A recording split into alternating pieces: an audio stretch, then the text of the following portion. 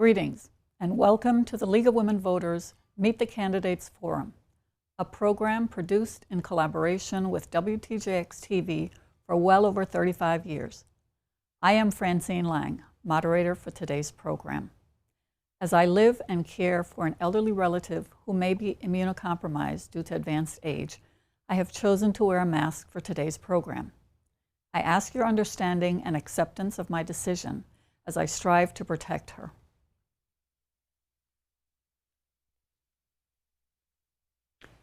It is the League's hope that through these programs, you, the voting public, will have a better understanding of each candidate running for elective office in the U.S. Virgin Islands. We invite you to look at all our programs for the 2022 election year right here on WTJX-TV with candidates seeking office as a senator in the 35th legislature or as governor or as lieutenant governor. Although all candidates for these positions were invited, not all responded or accepted the invitation. We are delighted to have here today, however, two candidates running for the position of senator in the St. Croix district. The candidates have been informed in advance of the guidelines for the program. No candidate has had access to the questions in advance. The first responder to each question will be rotated among the participants. Answers are generally 60 or 90 seconds. Changes in timing of a question will be announced in advance. Any comment directed specifically at another participant will be followed by a rebuttal of 60 seconds. All are expected to be respectful of everyone. So let's begin. I will ask each candidate to identify who they are and to state their political affiliation and ballot number. We will learn more about each as our discussion ensues. Let's start with Leonardo Carrion Sr. Candidate, please state your name, your ballot number, and affiliation, please. Good morning. My name is Leonardo Carrion Sr. I'm an independent candidate seeking a seat in the 35th legislature. My number on the ballot is number 17. Thank you very much, Mr. Carrion. And now we will continue with Kenneth Kenny Gittens. Candidate, please state your name, ballot number, and affiliation, please. Hi, my name is Kenneth Kenny Gittens, number 20 on the ballot. I'm a Democrat in this election. Thank you. And now for our first question. Let's begin by talking about your readiness to be a senator. Here is a two-part question for which you will each have 90 seconds to answer. As a candidate for a seat in the VI legislature, what are your competencies as well as education or training that will make you a good choice to address our issues as a senator? And the second half of that question is, what are your recent accomplishments that show your skills and readiness to assume the responsibilities of the office? So please answer both parts of the question in 90 seconds. What are your competencies and your accomplishments related to the responsibilities of the position? Again, 90 seconds. We will start with Mr. Carrion. Good morning to all. My name is Leonardo Carrion, and the issues surrounding the Virgin Islands are many. And I think I bring the fortitude, the determination, and the sincereness to address a number of these issues. I have been a public service employee for this government for the last 29 years in the field of law enforcement, and I have seen these islands deteriorate, and I think I bring a number of experience and training that would help address those issues. As far as what I have done since I have retired from the government of the Virgin Islands, I've been involved in a number of of organizations that deal with the issues involving youth in our community. I'm also involved in my church family also in a number of youth groups. And I think it's important to make the proper selection, find the people that are really dedicated and committed to ensuring that we have a safer and better Virgin Islands for all of us, we need to start by looking at the issues that are affecting our youths. I think that's where everything begins, and if given the opportunity, I would be a strong force in pushing for better programs and more involvement of our youth in our community. Thank you. Thank you, Mr. Carrion. And Senator Gittens, did you need me to read the question again? No, thank Okay. you. Kenneth Gittens, number 20 on the ballot. I have been a public servant for just about 30 years. Public service is my passion. I have prepared myself from the time I got into this government. I ensured that I furthered my education when I attended the University of the Virgin Islands, John Jay College of Criminal Justice, and Columbia Southern University, where I acquired my associate's degree, bachelor's degree, and a master's degree. And while working in government, I've always, again, had the passion of serving my community. And I do this and I take this seriously, and I ask for your vote going forward to continue this public service to you, the people of the Virgin Islands. Thank you. Thank you, Mr. Gittens. Our second question, we will begin with Kenny Gittens. Let's now talk about your vision for the Virgin Islands. 2027 will mark the 100th anniversary of American citizenship for Virgin Islanders and 110 years since purchase from Denmark. The question is, what is your vision with respect to self-governance for the USVI, and what role do you intend to play, if any? Please note that self-governance does not necessarily imply independence, and this question you have 60 seconds to answer. Kenneth Kenny Gittens, number 20 on the ballot. First off, what I'd like to see is us as Virgin Islanders have our own constitution. And we know that we've been back and forth with this as to how we would acquire this for several years now. So what I am thinking is that what we need to do is to adopt the current constitution as our own and make it our own document. And going forward, then we'll be able to amend or make changes to our document. But until then, we're in the status that we're at, and I do firmly believe that the quickest way or the right way to do this is through the adoption of the revised Organic Act of the Virgin Islands, and then we proceed. Thank you. Thank you, Mr. Gittens. Mr. Carrion? Leonardo Carrion Sr, number 17 on your ballot. I agree 100% with my colleague, Senator Gittens. I think that the quickest way to self-governance is adopting the document that we already have in our possession. I also agree with Senator Gittens that it might not be the perfect document, but it's something to start with, and I think it's been a long time coming. I think it's about time that we move in that direction and adopting a document that we can then in the near future make whatever adjustments and adapt whatever changes we may need so that we may continue in our self-governance efforts. Thank you. Thank you, Mr. Carrion. The next question, we'll start with Mr. Carrion. To what extent should moral or ethical issues in the private life of political candidates be taken into account by voters in making their choices, and why? 60 seconds, please.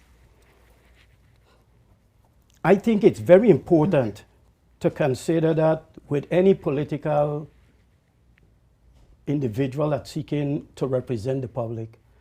As a law enforcement officer for 29 years, I was always told that the key ingredient in any law enforcement officer is your integrity. I believe that more effort should be placed in the minds of the electorate when choosing individuals. I think we're perceived in the public based on what our backgrounds may be, and I think integrity is the key. The people have to be able to trust you.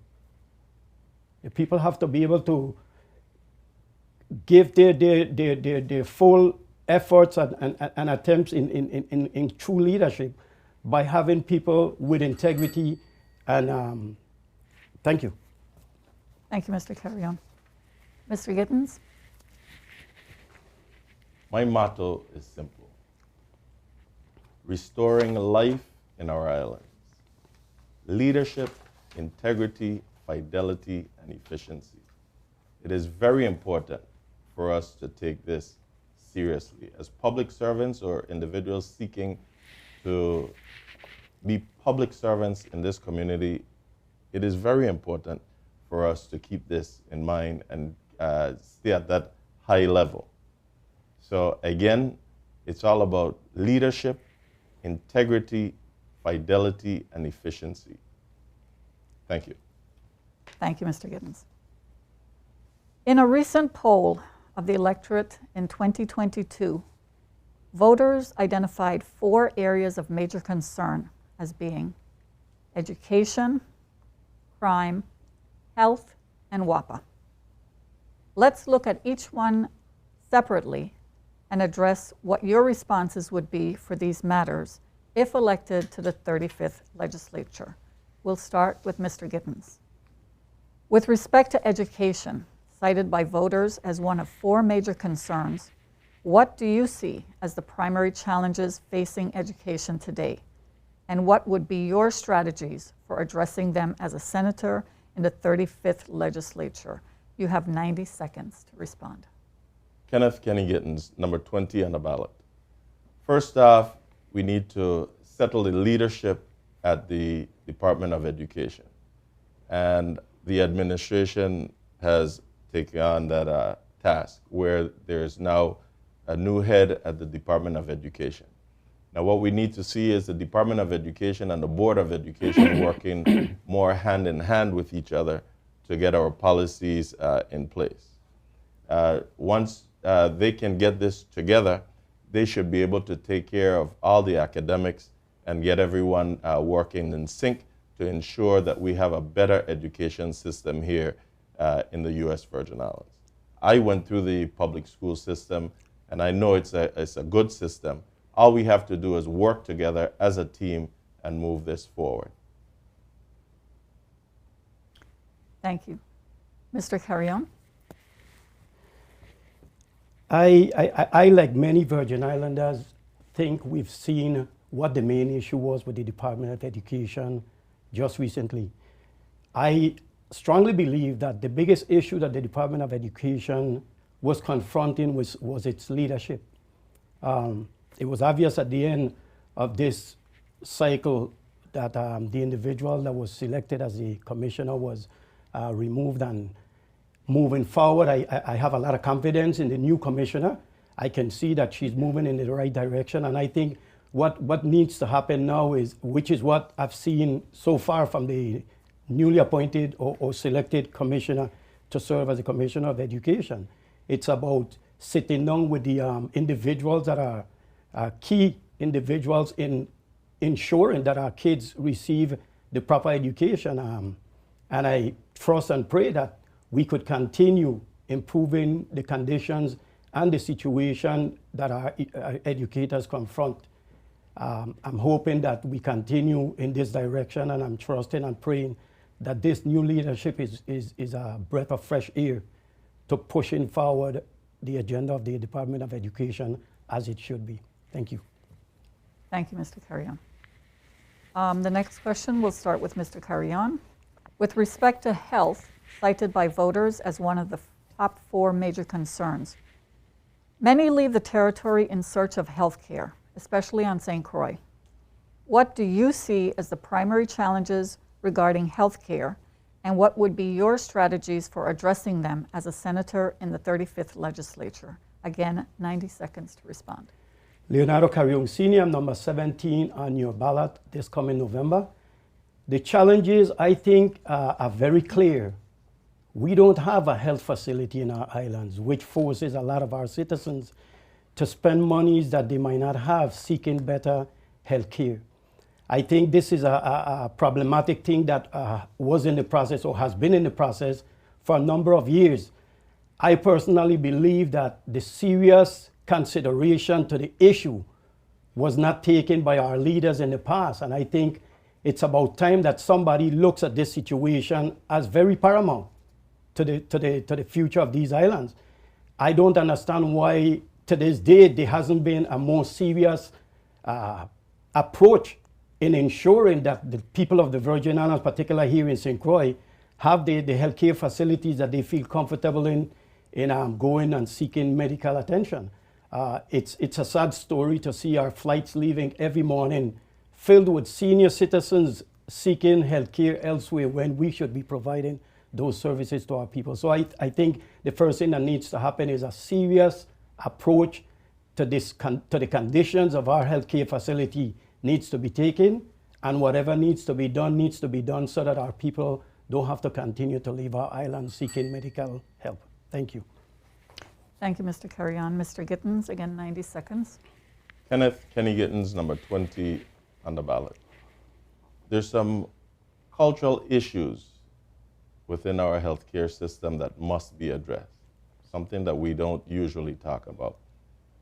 But in addition to that, we need to continue to be fully supportive of our healthcare system and provide funding so that we can move to the next level and become the Cleveland Clinic of the Caribbean, per se. That's why I will continue to support initiatives like I introduced legislation that would grant funding to the hospital for the rebuild of the Governor Juan Francisco Louis Hospital here in St. Croix.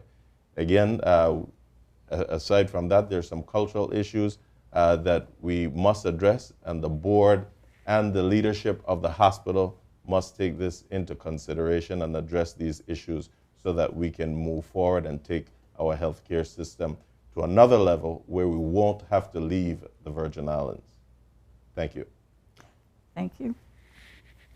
The next question will start with Mr. Gittens.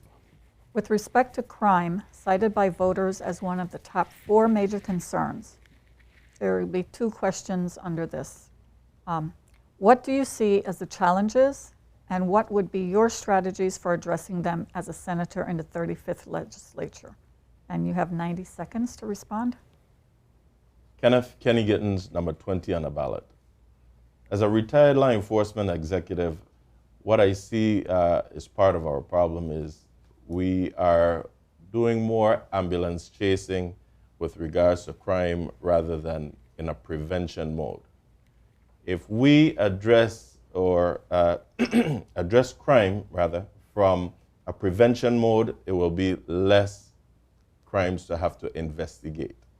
At this point, what I've been begging and pleading with police executives to do is to take a look at their manpower strength and do a redeployment, put a redeployment strategy in place, put the manpower where it counts so that officers can be out on the streets working more proactively rather than reactively. Thank you. Thank you. The second part of that question, well, let me have Mr. Carrion finish that part, and then we'll work on the second part. I am appalled. Leonardo Carrion Sr, number 17 on your ballot this coming November. I am appalled at the reaction of the police commissioner and his leadership. We're in a situation where it's critical to address this issue once and for all immediately. Action should have been taken yesterday, not tomorrow. I believe, as my colleague mentioned earlier, Senator Gittens, that the police needs to tap into every single resource that's available to them. The governor, during certain situations in our islands like Carnival and just most recently the pandemic, signed an executive order mandating that every single law enforcement officer be deployed to assist the police department in their shortages. I don't understand why to this day that hasn't happened with regards to crime on our islands. We can only take back our streets if we do what we did in the past. Criminals in the street have no respect for law enforcement. I often ask myself the question, where did we go wrong? What did we do? I grew up in an era here in the Virgin Islands where respect was the utmost to any law enforcement officer. We don't see that today. It's about time we take back our streets, and I think we have the resources to do so, and I'm hoping that the police commissioner does whatever is necessary to ensure that that happens. Thank you. Okay, thank you, Mr. Carrion. We're going to go back to Mr. Gittens for the second part of the question, and then we'll do Mr. Carrion, and then we'll switch again. So sexual assault against our children is a concern in our community. Recent disclosure of assaults against 12 schoolboys by a teacher is shocking, and the community was rightfully outraged. But girls are raped and assaulted too. How can you, as senator, protect our boys and girls from sexual assaults by adults? 60 seconds, please. Kenneth Kenny Gittens, number 20 on the ballot. The community has a right to be outraged with these types of behaviors in our community. And what I'll say in short is that this is not just a police department function, but we know that our system is called the criminal justice system, so this has a lot to do with not only the police, but also with the courts, the Department of Justice, which is the Attorney General's office, and our prison system. And what I would say to this end is that punishment should be swift and severe so that individuals can know that this type of behavior will not be tolerated in our community. Thank you. Thank you, Senator. Mr. Carrion, again, 60 seconds. Again, I too agree with Senator Gittens. More needs to be done. This is a pandemic. I think what needs to happen is there should be a meeting of minds between the Department of Justice, the judicial system, and the law enforcement community to address these matters. Too often we see criminals going through the court system like it's a revolving cycle. We have individuals committing the same kind of crimes, being arrested and charged, to be seen 20 minutes, maybe a day later back out in the streets. I think punishment should be much stricter. I believe that more involvement with the law enforcement community needs to take place as far as promoting safe conduct in the school system. And I think it's a combination of law enforcement and the educational system to ensure that our kids know what to do to be safe in our streets. Thank you. Thank you, Mr. Carrion. Okay, so we'll continue now with our rotation. Mr. Carrion will answer this question first. With respect to WAPA as one of the top 4 concerns cited by voters, what do you see as the major challenges for WAPA, and what would be your strategies for addressing them as a senator in the 35th legislature? You have 90 seconds to respond. Leonardo Carrion Sr, number 17 on your ballot this coming November. The issue with WAPA, I have always said, is the leadership, the board that we have in place. There was an attempt in a prior administration to address the issue of the boards. If you have poor management from the top, it's going to be reflective all the way come down.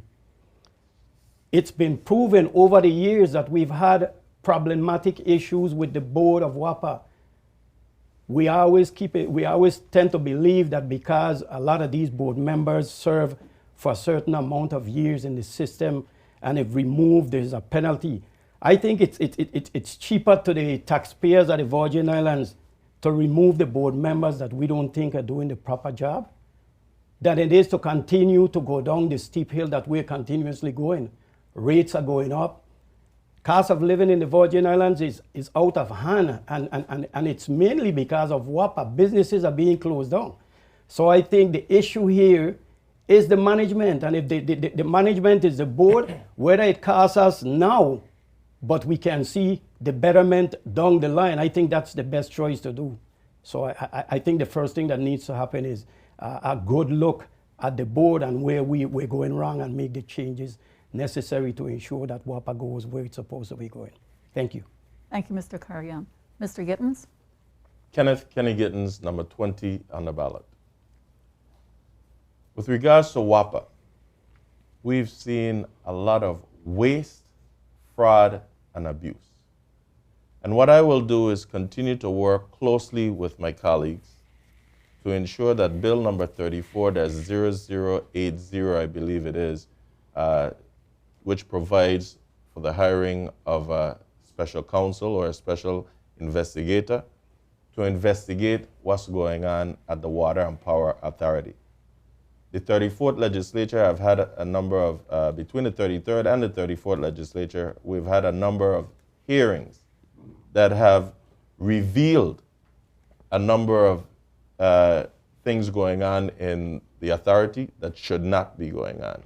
Some of them, I dare to say, borders on criminal activity.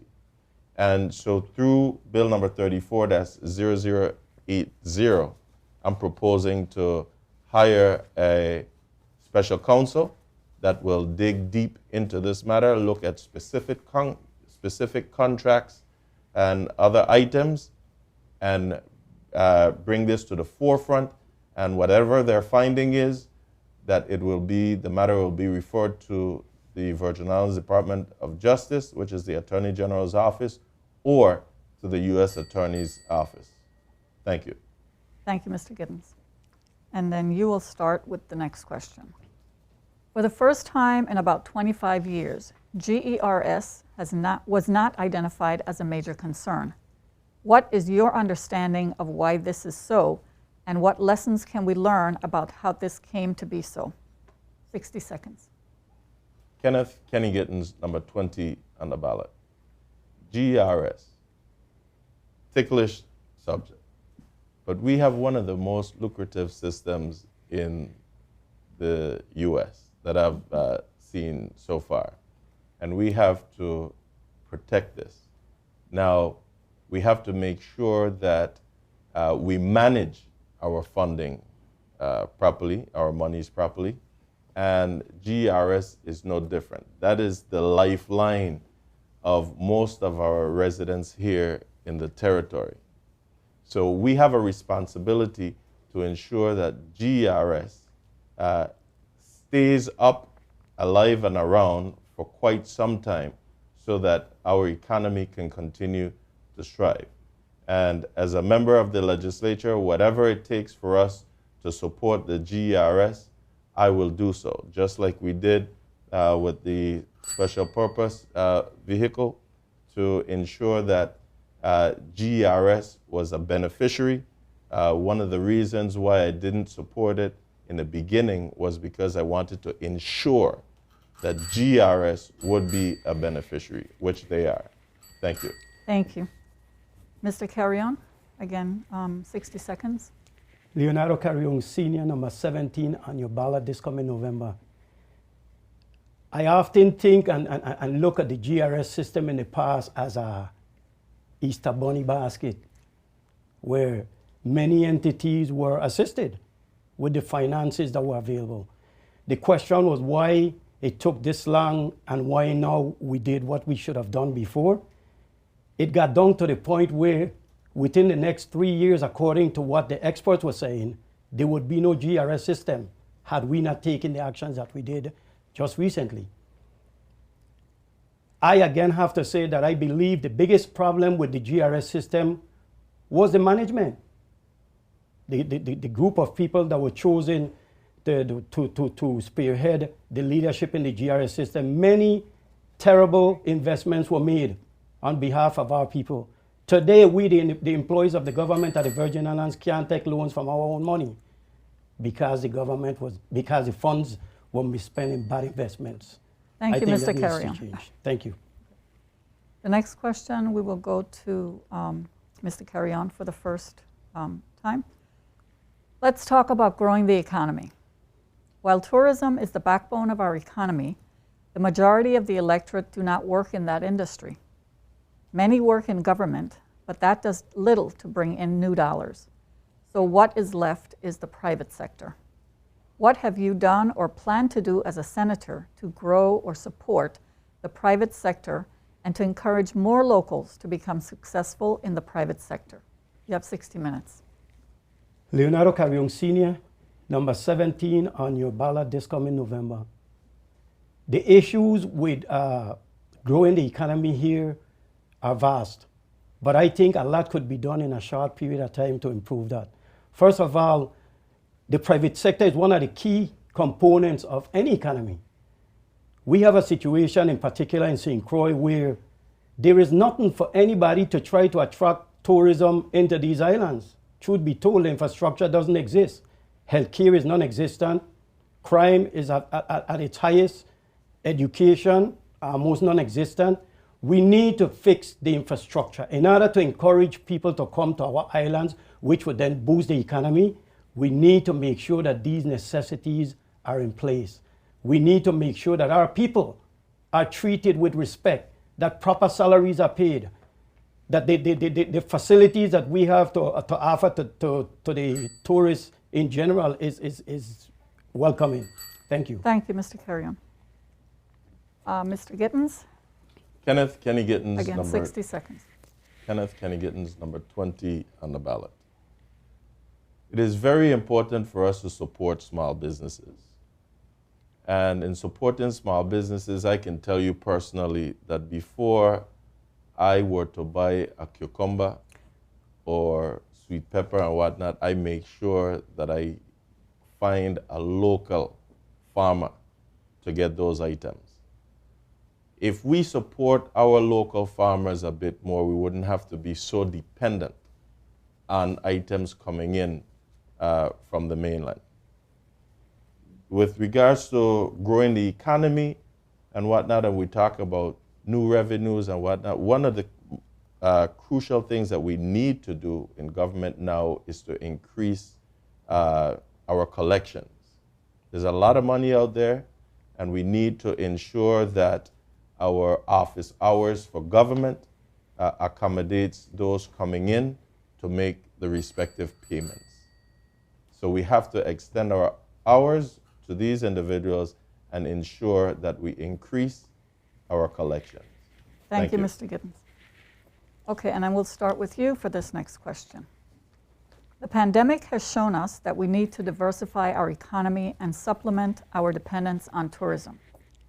What other opportunities do you see besides tourism and alcohol for growing and diversifying our economy?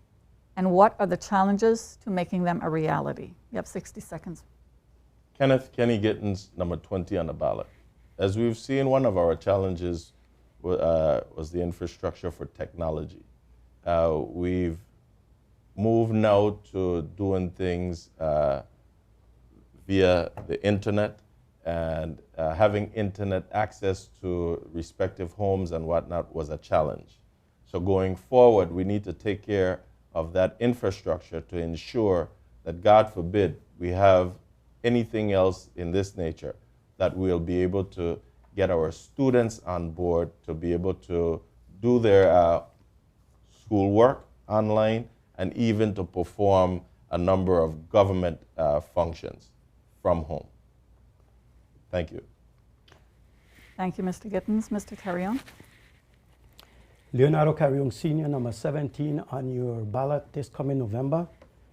One of the positive things that I see that came out of this pandemic, in as deadly as it was it allowed a lot of our citizens to become entrepreneurs and business owners. I think more needs to be put into as far as finances and even training to encourage that kind of growth. We need to start growing from within. We should not have to be dependent on the monies coming from the outside. We need to encourage the farmers. We need to be able to do more local purchases from our local farmers to encourage more production. I think we need to also be able to make available to these young entrepreneurs low interest rates, loans, or even grants that would make it more possible for more individuals locally to become owners of their own businesses. Thank you. Thank you. The next question will start with Mr. Carrion. Medical marijuana was intended as a possible boost to the economy, and an office has been created to develop policies and procedures for oversight of medical marijuana in the territory. It appears that little has come from it thus far. What do you see as the role of the legislature in addressing this matter? 60 seconds. I personally don't believe that that's the right way to go. I believe that experts have testified in many forums regarding the effects of marijuana and what it has on our youth. We don't want to make the same mistakes that we made when we decided to allow casino gaming on our islands. We were warned, we were forewarned. We only see the good, but the ugly and the sorrowful part of the results of these efforts are never seen. We have to be careful in moving in that direction. We're a small community. We have to make sure that we protect our youth. We've had a number of cases already in our school system where children eating these goodies that are prepared with the oils and stuff that come from this product are causing. So we need to be careful in protecting our youth. Thank you. Thank you. Mr. Gittens, again, 60 seconds. Kenneth Kenny Gittens, number 20 on the ballot. Mama said, take time, walk. And in this, I'm looking at us, the legislature, in the first instance, decriminalizing marijuana. We've seen where we're at. We're still stagnant. We've moved on to medicinal marijuana. Now we're talking of recreational. We can't get past the first two hurdles, and we're going on to a third. We just got through discussing our healthcare system that we need to get up and running. This is not the route to go at this time. Let's get our house in order. Let's do the proper research on these things and take our time and move forward. Thank you. Thank you. All right, now let's turn our attention to the environment and climate change. We'll go with Mr. Gittens to start this question. For over 30 years, the League has asked the same question regarding the development of a land and water use plan for the territory. And without fail, over the past 30 years plus, gubernatorial and senatorial candidates alike have pledged that on their watch a plan would be developed. None has. None. So we ask this question instead. What impact, if any, have you seen on the territory as a result of not having a plan? And what do you see as a concern moving forward without a plan? 60 seconds. Kenneth Kenny Gittens, number 20 on the ballot. What I'll say to that end is that I continue to speak with the experts within the various boards and commissions, and also the Department of Planning and Natural Resource.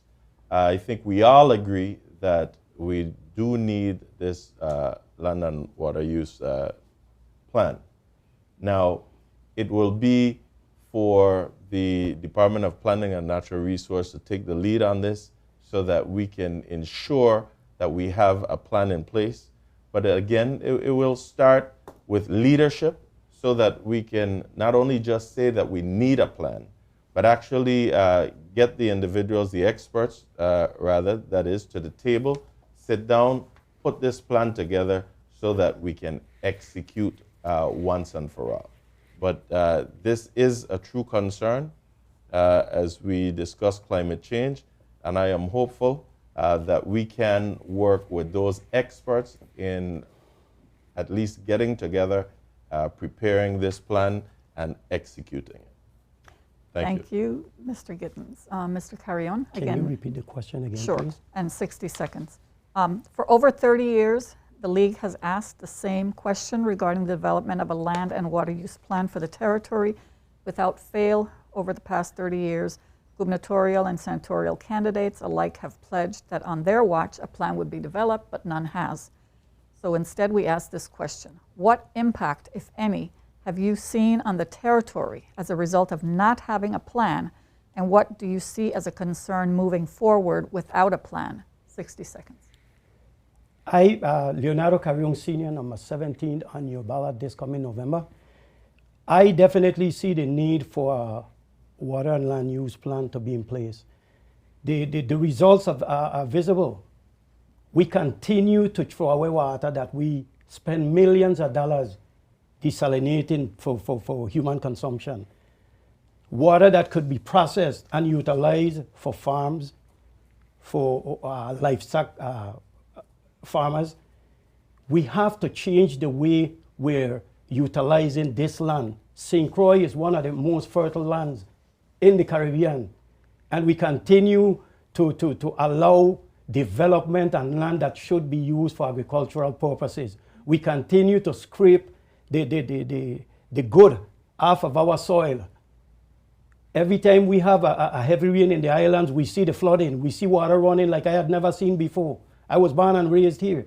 Never before did I see the amount of Saharan dust coming across these islands as it is now. We need to change and we need to save our islands. Thank you. Thank you, Mr. Carrion. So we'll start with you for this next question. And this is related to climate change.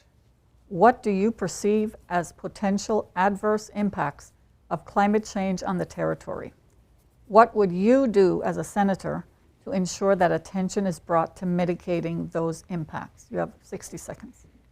Leonardo Carrion Sr, number 17 on your ballot this coming November.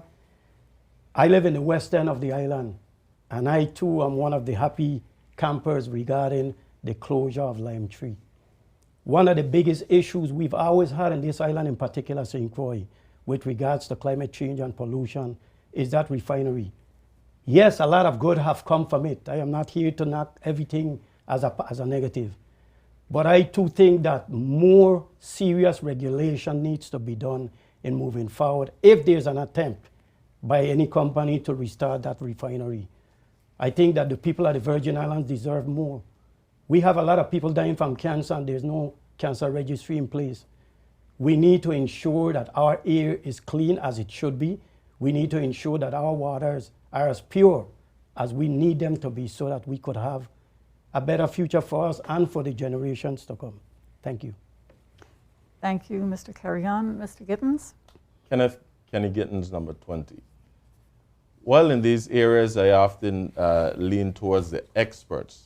And on this matter, I must agree with my colleague as well with regards to regulating. Regulation and accountability is key.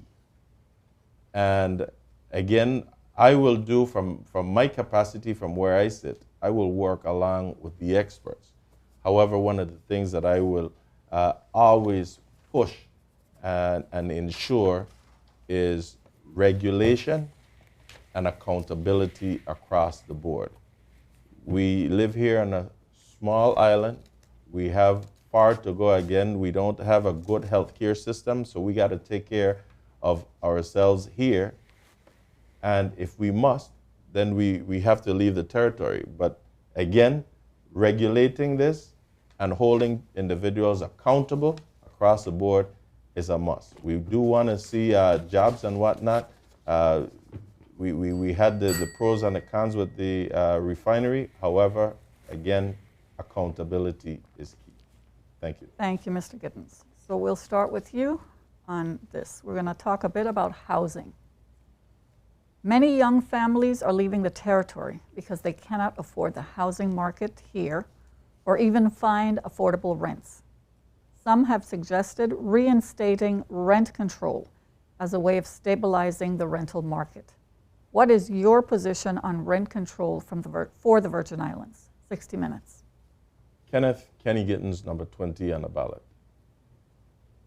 Yes, we do need to regulate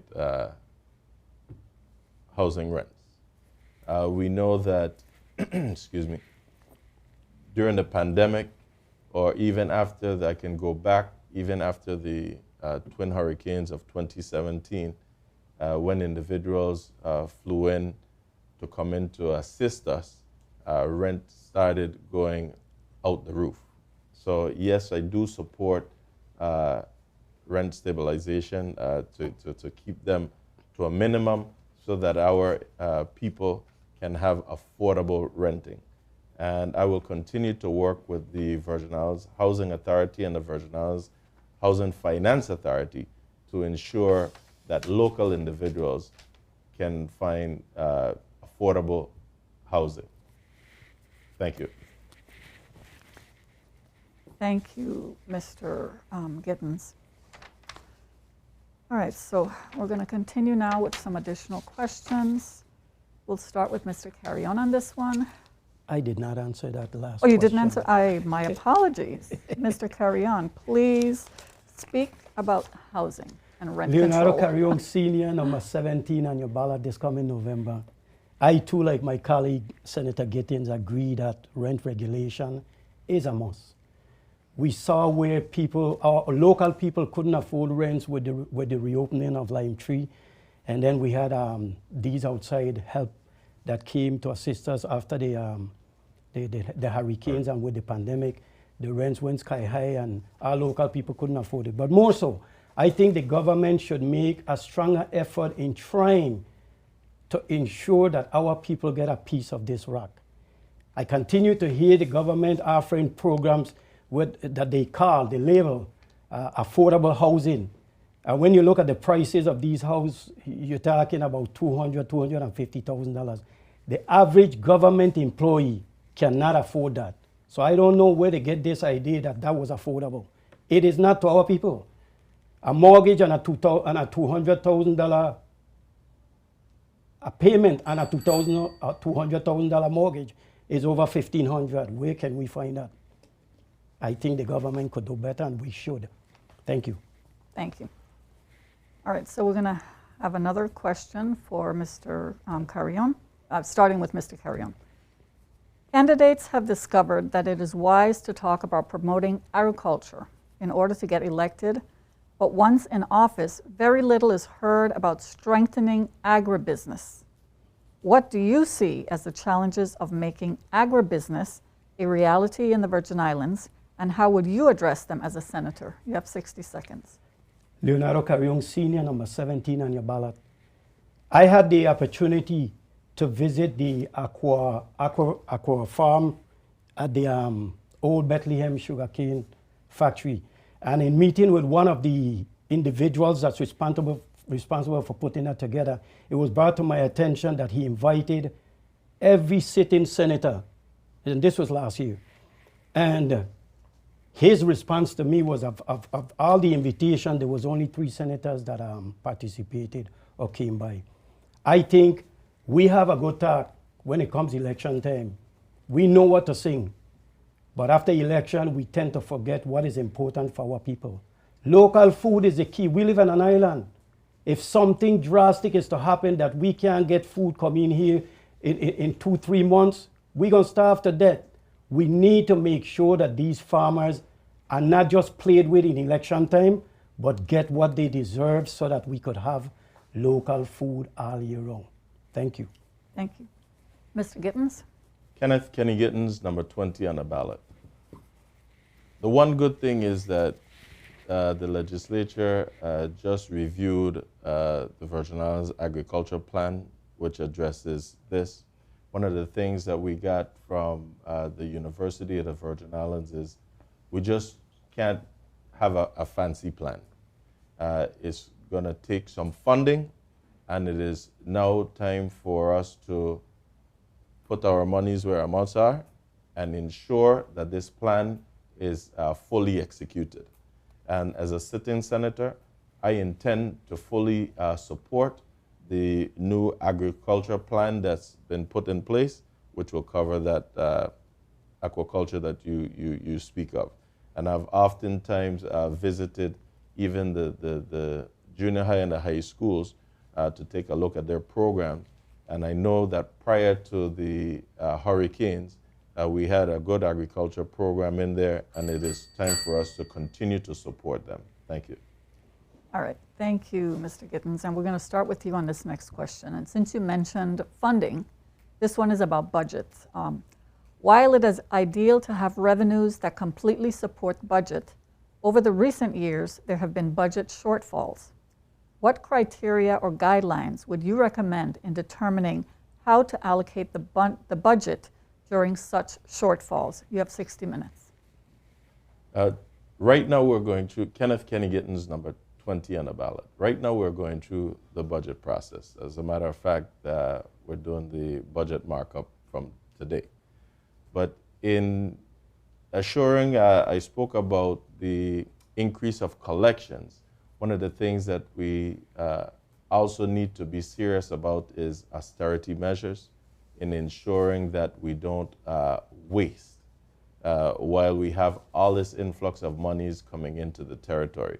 And so going through the entire budget process, I'm again looking at accountability across the board from the respective agencies and department heads. Thank you. Mr. Carrion. Leonardo Carrion Sr, number 17 on your ballot this coming November. The shortfalls in the budget, as I see it, has nothing to do with finances. I think the key issue here, as my colleague just mentioned, is the way we're managing and we're spending. It appears like the more we give to these agencies, the more they spend, but we see less out of them. We have these beautiful cars driving all over the island. We have these beautiful offices that we're paying outrageous rents for. The issue here is not funding. The issue here is not money. We have a budget that exceeds $1 billion. We live on 3 small islands with a population of less than $90,000, if I'm correct. We need to ensure that the funding is utilized to make sure that our people receive and is given what they're entitled to. We deserve to live in a better islands. We deserve to have better health care. We deserve to have better law enforcement. Thank you. Thank you, Mr. Carrion. We have time for each candidate to expand on any one topic of choice for 60 seconds before we move to the closing statements. Let's start with Kenny Gittens. Kenneth Kenny Gittens, number 20 on the ballot. Going back to us employing our locals and our education system, I just wanted to bring to the forefront of an initiative that I championed in the legislature that will address one of our shortage in medical professionals, which is the emergency medical technician pool. And what we have done was we've introduced legislation that will now have an EMS course within our high school system that will ensure that our students not only upon graduation in the 12th grade receive a diploma, but once successful completion of the entire program, they will also be able to graduate with a national emergency medical service technician certification and will be able to be employable anywhere in the nation. Thank you, Mr. Carrion. 60 seconds. Leonardo Carrion Sr, number 17 on your ballot this coming November. As a law enforcement officer for 29 years, crime is a key component to any healthy society. I need to see more action from the part of the police commissioner, the judges in the court system, and the prosecutors in the Attorney General's office. We need to take back our streets. We need to do everything possible to ensure that that happens yesterday, not tomorrow. Everybody needs to put their hands together to assist the police department in their shortfalls to ensure that we take back our streets so that our people could feel safer and our visitors could then want to come here to invest in our community. We need to address the issue of crime immediately. Anything that needs to happen, to include asking for help from the outside if it's necessary. I do believe that we have the resources here locally, but I think that's what needs to happen. Thank you. Thank you. Now the candidates will have 60 seconds each for a closing statement. We'll start with Mr. Carrion. Leonardo Carrion Sr, number 17 on this ballot coming November. I am a son of this soil. I was born and raised on this island. I have seen this island go from bad to worse. I have seen the days when with a lot less, a lot more was seen. We need to go back to the days where patrol officers were seen in the streets. The business community saw them. The community welcomed them in their communities. We need to go back to the days where our streets were better than they are. We need to go back to the days where our garbage haulers don't have to be protesting to get paid. We need to ensure that the people that we elect and the people that are placed in the leadership positions are held accountable to ensure that those services for what they are hired to conduct are given priority and are done to the best of their ability so that we can live in a better Virgin Islands. Thank you. Thank you, Mr. Carrion. Mr. Gittens, 60 seconds for your closing. Kenneth Kenny Gittens, number 20 on the ballot.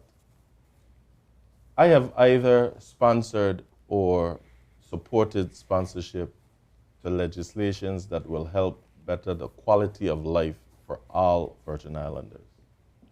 I ask for your continued support so that I can continue doing the work that I've been doing. I've also pushed for premium pay to all employees who have worked through this pandemic that could not perform their functions from home. It is only fair for all those who worked during that pandemic to receive these funding, especially to include those who make over $70,000 a year. I've also continued to push on the issue of accountability at the Water and Power Authority, which I assure you that I will stay on until we can get a special prosecutor in place so that we can put our hands on finalizing this waste, fraud, and abuse that we've seen at the authority. Come this November, I humbly ask for your vote. Kenneth Kenny Gittens, number 20 on the ballot. Thank you, candidates. And thank you, WTJX-TV and staff, for today's program. Thank you for watching and for understanding my choice for a mask today.